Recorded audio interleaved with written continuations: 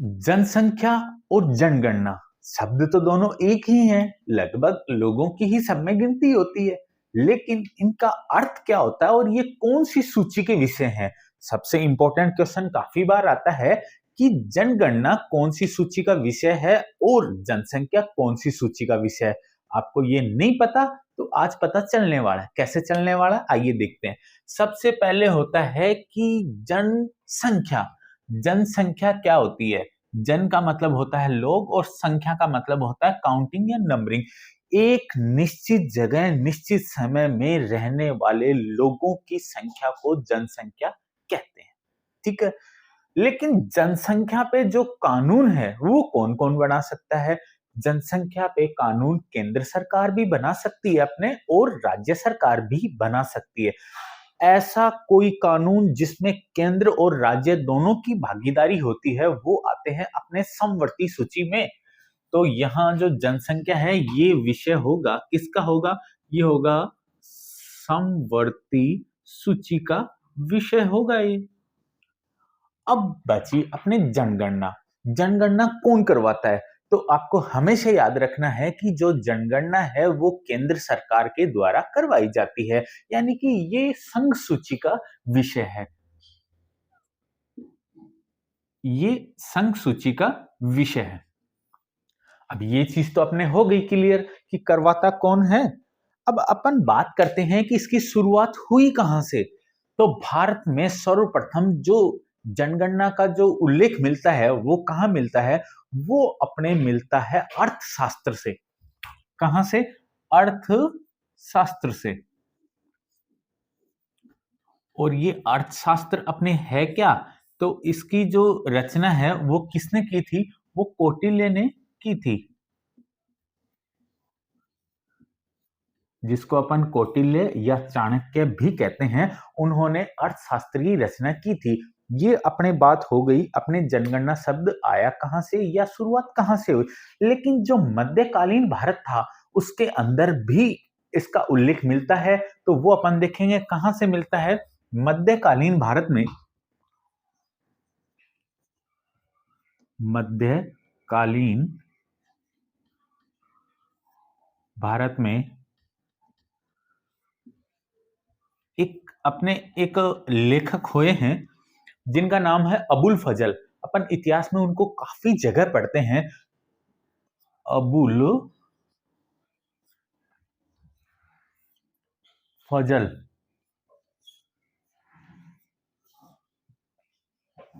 इन्होंने एक बुक लिखी, आईने अकबरी, और आईने अकबरी के अंदर इसका उल्लेख मिलता है किसका? जनगणना का। अब इसके और भी तथ्य हैं, उनकी बात करते हैं कि इसकी शुरुआत कहां से हुई, प्रथम कहां से हुई, व्यवस्थित कौन सी थी, अव्यवस्थित कौन। अब अपन बात करते हैं कि ये तो थी पहले की समय की बात, जो मध्यकालीन भारत हो गया और अपने कौटिल्य हो गए इनकी बात। फिर उसके बाद अपने भारत के अंदर प्रथम जनगणना है वो कब हुई? तो पहले अंग्रेजों का शासन काल था, और अंग्रेजों के शासन काल के समय सन 1872 के अंदर पहली बार जनगणना हुई। सन थी 1872। इसके अंदर जो अपने लॉर्ड मेयो हैं, इनके कार्यकाल के अंदर ये प्रथम बार स्टार्ट हुई। ये लॉर्ड मेयो के कार्यकाल में ये भारत की प्रथम थी, लेकिन ये व्यवस्थित नहीं थी, अव्यवस्थित जनगणना थी। इसके अंदर एक आदमी की गिनती लगभग किसी की 5 बार हो गई और किसी का एक बार भी नंबर नहीं आया। तो इसको अपन कहते हैं अव्यवस्थित जनगणना।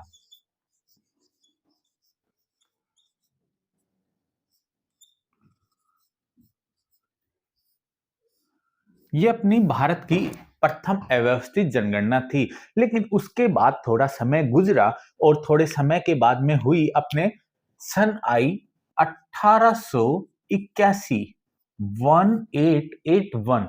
उसके अंदर लॉर्ड रिपन आए। ये अपने लॉर्ड रिपन, इन्होंने भी भारत में एक जनगणना करवाई, लेकिन वो जनगणना अपनी व्यवस्थित थी। अभी उन्होंने क्या करवाया? व्यवस्थित जनगणना करवाई, और इससे शुरुआत हुई अपनी दशकीय दशकीय जनगणना की।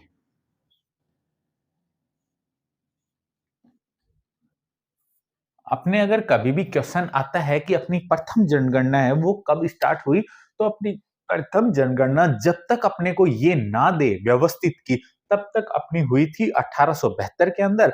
लेकिन अगर क्वेश्चन आ जाए कि अपनी दशकीय जनगणना या व्यवस्थित जनगणना अपनी कब शुरुआत हुई, तो तब आप करेंगे 1881, 1881 को हुई। फिर अपने नेक्स्ट सवाल आता है कि स्वतंत्र भारत की प्रथम जनगणना कब हुई। अपन सबको पता है कि अपना भारत है वो 15 अगस्त को आजाद हुआ, और ये सन थी 1947 को। तो भारत अपना 1947 को स्वतंत्र हुआ है। उसके बाद जो जनगणना होगी वो ही अपने भारत की प्रथम होगी। तो उसके बाद जो दशकीय अंतराल आएगा वो आएगा 1951 का। तो अपने अभी वर्ष आया सन 1951 को स्वतंत्र भारत की प्रथम जनगणना हुई।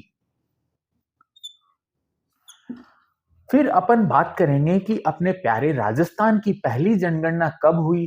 तो अपना जो राजस्थान का जो वर्तमान स्वरूप है वो कब आया, वो अपना आया 1 नवंबर को, 1 नवंबर 1956 को। अब 56 को आया तो 56 के बाद जो पहली दशकीय जनगणना होगी वो कब होगी, 1961 को।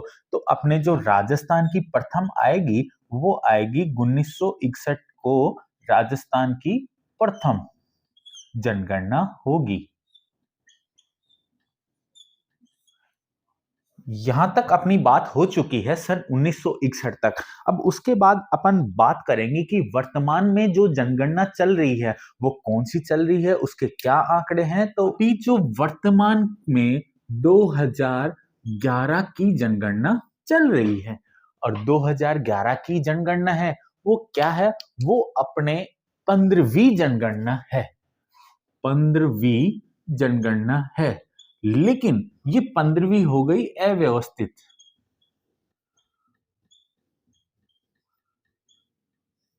और अपने अगर क्वेश्चन आ जाए कि अपने भारत की कौन सी जनगणना थी 2011 की व्यवस्थित, तो 2011 की 14वीं व्यवस्थित जनगणना थी। ये अपने व्यवस्थित हो गई, जो कि रिपन के काल से शुरू हुई थी। ये अपने लॉर्ड मेयो के काल से शुरू हुई थी। फिर क्वेश्चन आ जाए कि स्वतंत्र भारत की कौन सी जनगणना हुई, तो स्वतंत्र भारत अपना जो पहली हुई थी वो 1961 में हुई थी। उसके बाद जो जनगणना स्वतंत्र भारत की अपने ये 7वीं जनगणना थी। और अपन अगर पूछें कि अपने राजस्थान की जनगणना थी वो ये किस नंबर की थी, तो राजस्थान हमेशा भारत से एक नंबर पीछे रहेगा। तो ये 7वीं भारत की थी। तो 6वीं नंबर की ये राजस्थान की जनगणना थी। यहां तक अपनी चीजें क्लियर हो चुकी हैं। अभी तक अपन ने पढ़ा कि जनगणना कहां से शुरू हुई थी, इसका सबसे पहले जो उल्लेख था वो कहाँ मिला, मध्यकाल के अंदर उल्लेख कहाँ मिला, और ये कैसे कैसे स्टार्ट हुई, ये व्यवस्थित रूप से अव्यवस्थित रूप से। इसके अंदर आपको एक खास बात यहाँ बताना चाहूंगा कि 2011 की जो जनगणना थी उसके अंदर सबसे पहले जो ट्रांसजेंडर है उनका उल्लेख हुआ।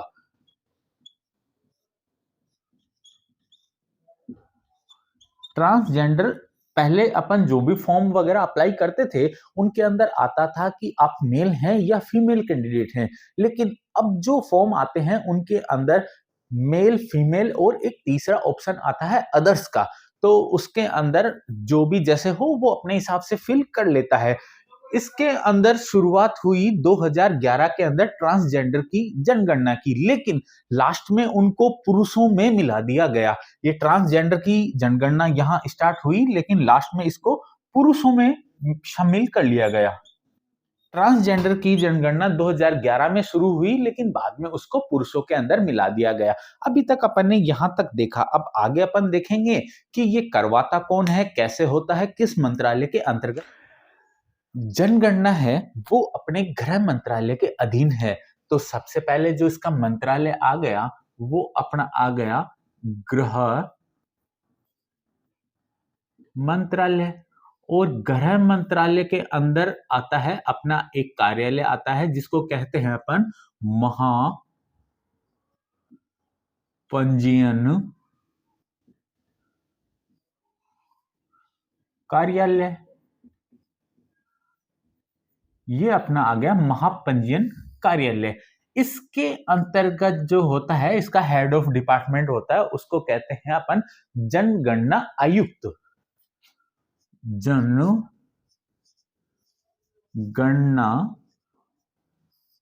आयुक्त।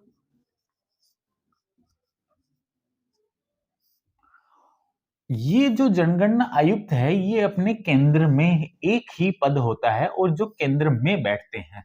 फिर उसके बाद जो अपने राज्यों में जो आता है, उनको कहते हैं अपन जनगणना निदेशक। जनगणना निदेशक।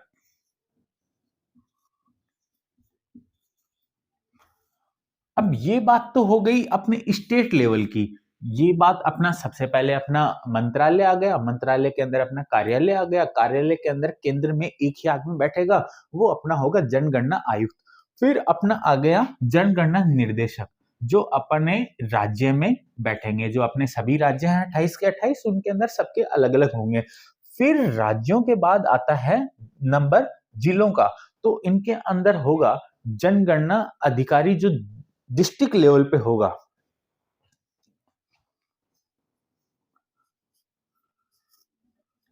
वो होगा जिला जनगणना अधिकारी।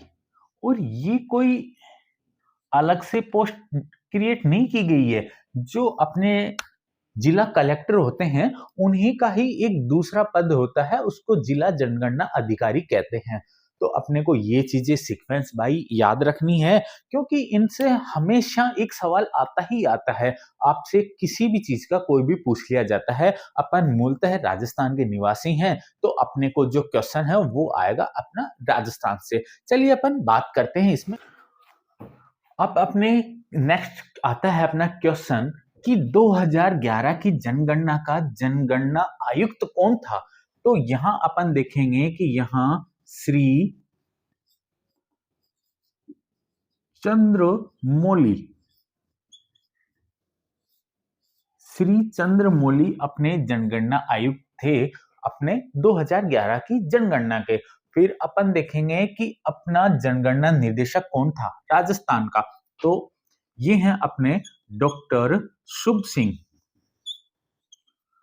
ये अपने डॉक्टर शुभ सिंह हैं, ये एक महिला है, पुरुष नहीं है। डॉक्टर शुभ सिंह ये जनगणना निर्देशक। अब अपने बात आई कि जिला जनगणना अधिकारी अपने कौन थे, तो अपने राजस्थान के अंदर पहले 33 जिले हुआ करते थे, आजकल 50 जिले हो गए। तो उनके हिसाब से अपन तो काउंटिंग करेंगे पहले की, तो 33 जो जिला जनगणना अधिकारी थे, तो वहां सब अपने अपने जिला कलेक्टर का नाम है वो ध्यान में रखना, वो आपके हो जाएंगे जिला जनगणना अधिकारी। अपन इसकी बात करते हैं कि ये जो आर्टिकल है ये आया कहाँ से है, इसका क्या अधिनियम है। तो भारत सरकार का सन 1948 का अधिनियम है जनगणना का, वहां से इनकी नियुक्ति हुई है जनगणना आयुक्त की। तो यहाँ लिखेंगे 1948 का अधिनियम।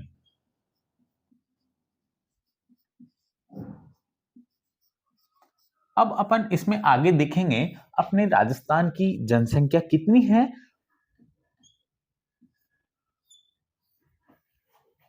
अब अपन देखते हैं कि अपने राजस्थान की जो जनसंख्या है वो कितनी थी।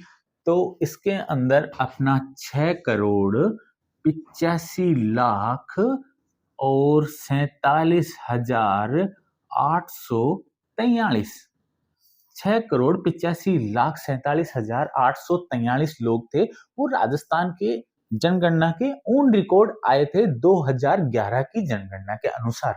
अगर मैं इसको 6.86 करोड़ अगर लिखूं, तो आपको कहीं आपत्ति नहीं होनी चाहिए, क्योंकि ये भी अधिकृत आंकड़ा है।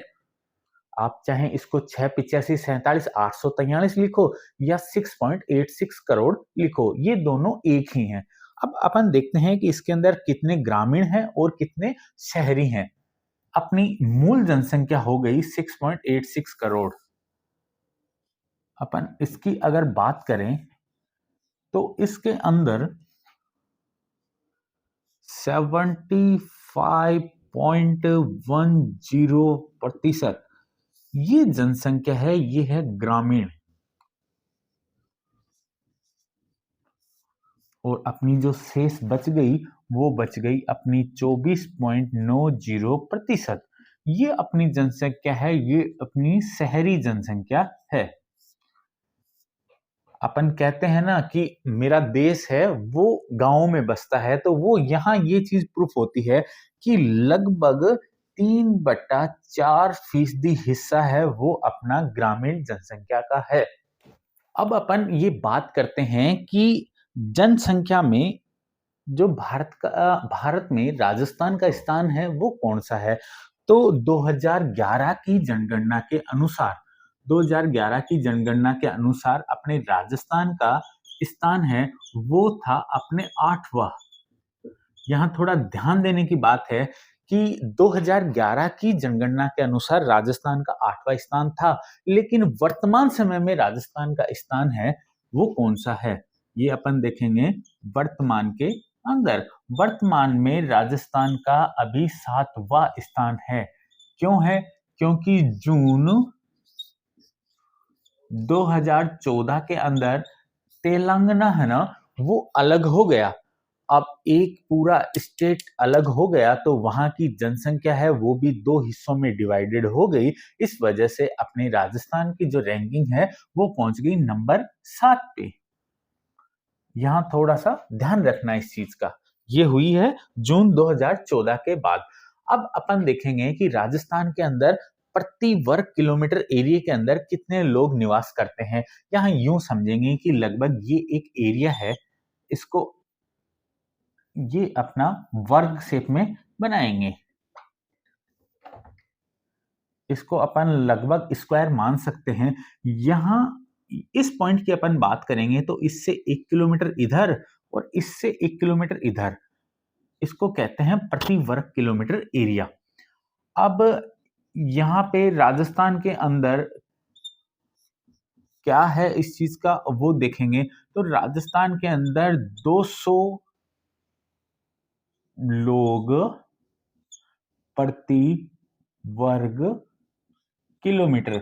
इस एरिया में इतने 1 किलोमीटर के अंदर लगभग 200 लोग निवास करते हैं। राजस्थान के क्षेत्रफल को अगर अपन इससे डिवाइड करेंगे, किससे करेंगे, राजस्थान की जनसंख्या 6.86 करोड़ से, तो अपने जो रिजल्ट आएगा वो आएगा 200 लोग जो 1 किलोमीटर हिस्से में रहते हैं। चलिए आप जनसंख्या घनत्व में राजस्थान का जो स्थान है वो कितना है, 18वां स्थान है राजस्थान का। ये पूरे अपन भारत की बात कर रहे हैं कि संपूर्ण भारत के अंदर जनसंख्या घनत्व में अपने राजस्थान का स्थान है वो 18वें नंबर पे है।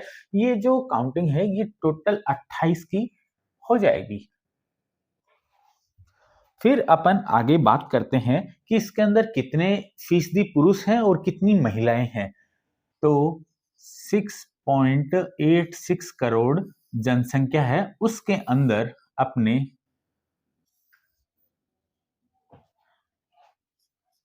51.84% हैं ये अपने हैं पुरुष।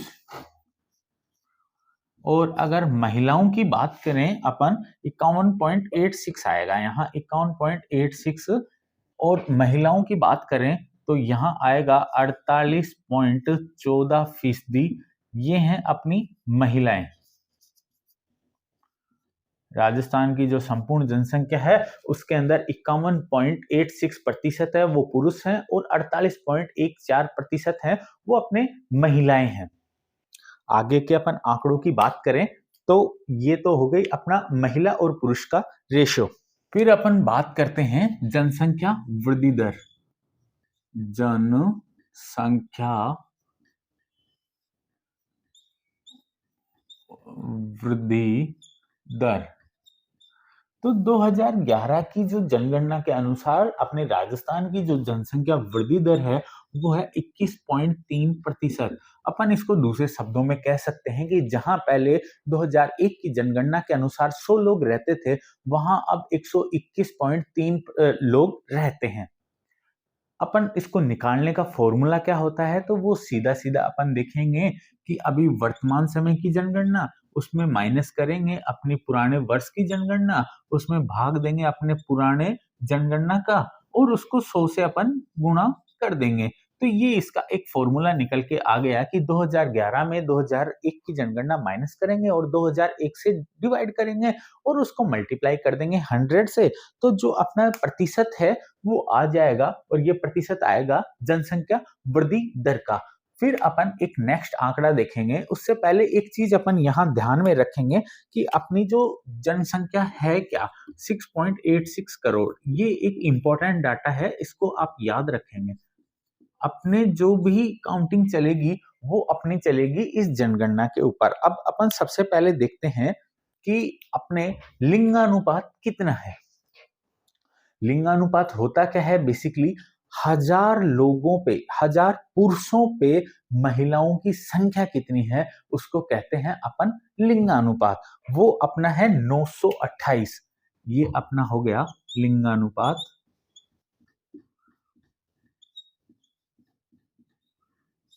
लिंगानुपात ये है 928 और कितने पे है ये 1000 पुरुषों पे महिलाओं की स्थिति है और इसके अंदर अपने प्यारे राजस्थान का 21वां स्थान प्राप्त हुआ है। फिर अपन लिंगानुपात देखेंगे बच्चों का। ये तो हो गया अपने एडल्ट्स का, हो गया ये सारा हो गया कॉमन मिला के, लेकिन शिशुओं का अलग से लिंगानुपात है। तो वो शिशु लिंगानुपात है वो कितना है,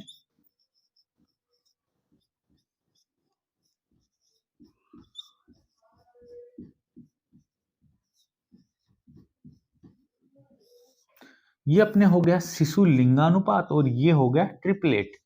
बहुत ही आसानी से याद रखेंगे, ट्रिपलेट है ये कितने 1000 पे है, यानी कि 1000 जो मेल हैं शिशु, उन पे ट्रिपलेट महिलाएं हैं। अब ये जो शिशुओं का लिंगानुपात है वो कैसे निकाला जाता है, तो ये है 1 वर्ष से कम, 1 वर्ष से कम के जो शिशु होते हैं उनकी ये एवरेज है, ये रेशियो है, ये है ट्रिपलेट। यानी कि अपने जो महिलाओं को प्रोत्साहित करने के जितनी भी योजनाएं चल रही हैं, जननी सुरक्षा हो गई, राजश्री हो गई और भी बहुत सारी ऐसी योजनाएं हो गई जो अपनी चल रही हैं महिलाओं के लिए। वो क्यों चल रही हैं, वो चल रही हैं अपने इस लिंगानुपात को देख के, यानी कि 1000 जो शिशु हैं मेल हैं उन पे ट्रिपलेट लड़कियां ही हैं। बाकी इतनी कम संख्या इसलिए है कि उनकी या तो मृत्यु हो जाती है या वो पैदा ही नहीं हो पाती हैं।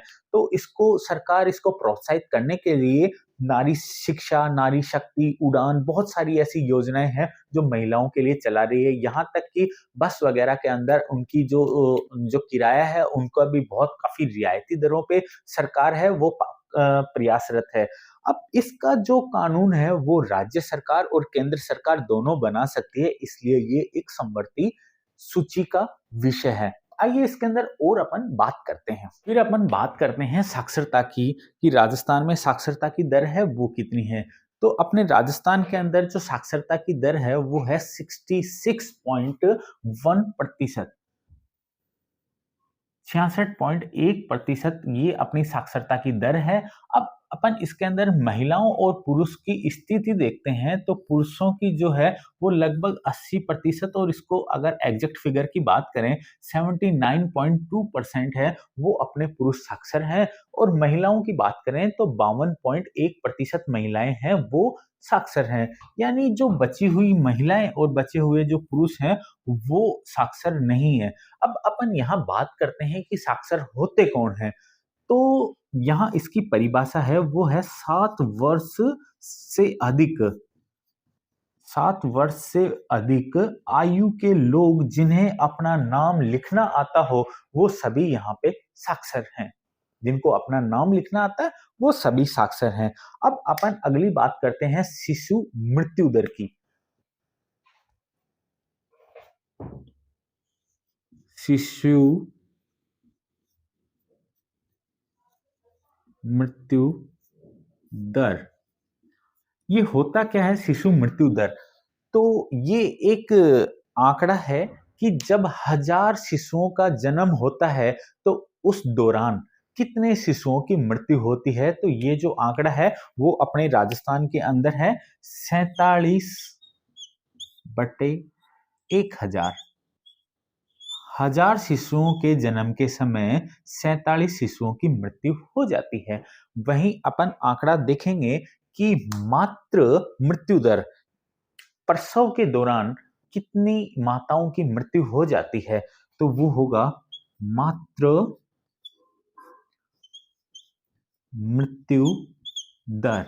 अच्छा, एक चीज का यहाँ अपने स्पेशली ध्यान रखना है कि जो अपने सारे आंकड़े हैं वो अभी तक 1000 में आए हैं, लेकिन ये एक ऐसा आंकड़ा है मात्र मृत्यु दर का जो अपना 1000 में ना होके लाख में आता है। और अपने राजस्थान के अंदर 234 महिलाओं की मृत्यु हो जाती है प्रसव के दौरान, और ये आंकड़ा है 1 लाख महिलाओं का। 1 लाख महिलाओं में 1 लाख प्रसव होने वाली महिलाओं में 234 महिलाओं की इस दौरान मृत्यु हो जाती है। अब अपने छोटे छोटे 3 आंकड़े और आ गए, वो अपन फटाफट देख लेते हैं और फिर अपना जनसंख्या का पार्ट 1 वो अपना कंप्लीट। फिर अपना जो आता है कि राजस्थान की जनसंख्या है 6.86 करोड़।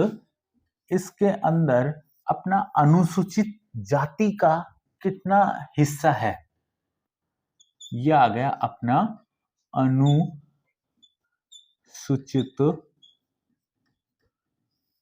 जाति।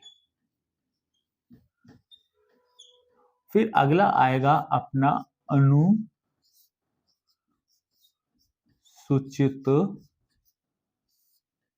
जनजाति, और अपना फिर नेक्स्ट आएगा कार्यशील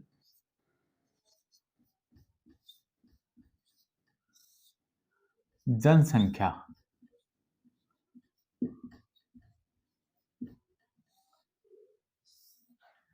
अनुसूचित जाति है वो अपने राजस्थान में 17.8% निवास करती है अपने राजस्थान के अंदर, और अनुसूचित जनजाति है वो अपनी है 13.6%।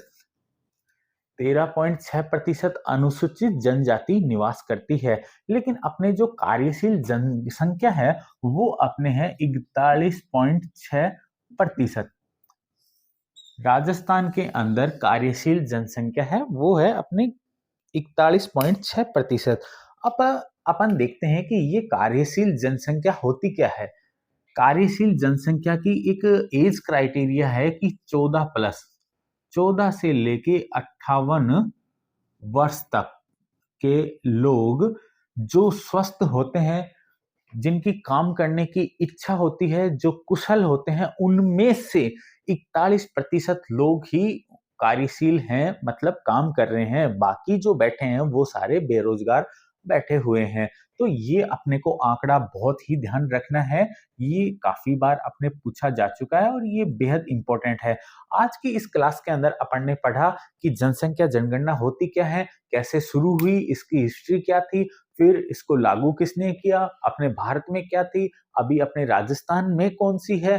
फिर उसके बाद में अपन ने आंकड़े पढ़े कि शहरी जनसंख्या कितनी है और ग्रामीण जनसंख्या कितनी है, उसके अंदर पुरुषों की हिस्सेदारी कितनी है और महिलाओं की। फिर अपन ने पढ़ा लिंगानुपात, उसके अंदर अपन ने पढ़ा फिर शिशुओं का लिंगानुपात, फिर अपन ने पढ़ा अपने जो मातृ मृत्यु दर है वो पढ़ी और शिशु मृत्यु दर है वो पढ़ी। उसके बाद अपन ने ये 3 फैक्ट्स देखे।